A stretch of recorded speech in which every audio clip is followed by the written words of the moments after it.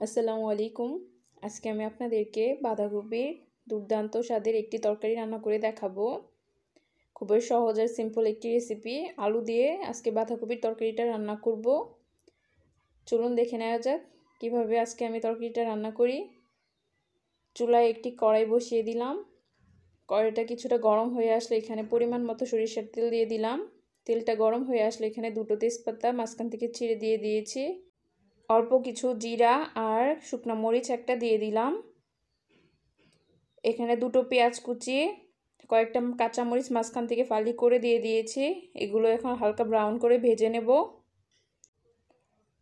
ছোট আলু 5টা কিউব করে কেটে দিয়ে দিলাম। এগুলো ভালোভাবে ভেজে নেব।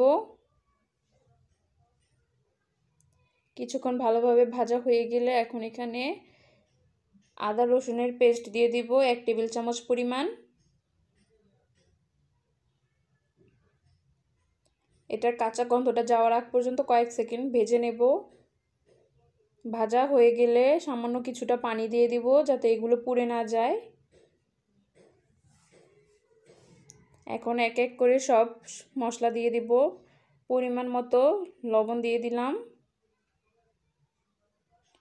হলুদের গুঁড়া 1 টেবিল চামচ পরিমাণ দিয়ে দিলাম। 1.5 টেবিল চামচ পরিমাণ হলুদের গুঁড়া, 1 টেবিল চামচ পরিমাণ ধনিয়ার গুঁড়া, 1 টেবিল চামচ পরিমাণ মরিচের গুঁড়া, 1 টেবিল চামচ পরিমাণ জিরার গুঁড়া দিয়ে দিলাম। এগুলো এখন ভালোভাবে মিশিয়ে নেব। মিশানো হয়ে গেলে কিছুক্ষণ ভালোভাবে কষিয়ে নেব। মশলাটা ভালোভাবে কষানো হয়ে গেলে এখন বাঁধাকপি দিয়ে দেব। চিকন স্লাইস করে এখানে বাঁধাকপিটা কেটে নিয়েছি আমি। আপনারা আপনাদের পছন্দ মতো কেটে নেবেন। এগুলো এখন দিয়ে মশলার সাথে ভালোভাবে মিশিয়ে নেব। ভালোভাবে মিশানো হয়ে গেলে ঢেকে রেখে দেব 5 মিনিটের মতো। 5 মিনিট পর দেখতে পাচ্ছেন বাঁধাকপি থেকে অনেকটা পানি ছেড়ে দিয়েছে। এই পানিটা দিয়ে মিডিয়াম আঁচে আমি এখন রান্না করে নিব।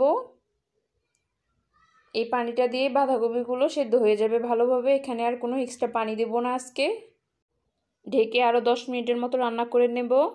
মাঝে মাঝে নেড়ে দিতে হবে, নয়তো নিচ থেকে লেগে যাবে। সেই পর্যায়ে এগুলো খেতে ভালো লাগবে না, তেতো লাগবে। আলুটাও এই পর্যায়ে সেদ্ধ হয়ে গেছে। এখন আর ঢেকে দেব না, এভাবে অনবরত নেড়ে চেড়ে ভালোভাবে ভেজে নেব। বাঁধাকপির তরকারিটা এখন রেডি। আমি পরিবেশন করে দেখাচ্ছি। আপনারা এইভাবে বাসায় ট্রাই করে দেখতে পারেন। এটা অসম্ভব টেস্টি হয় খেতে। আশা করছি ভালো লাগবে।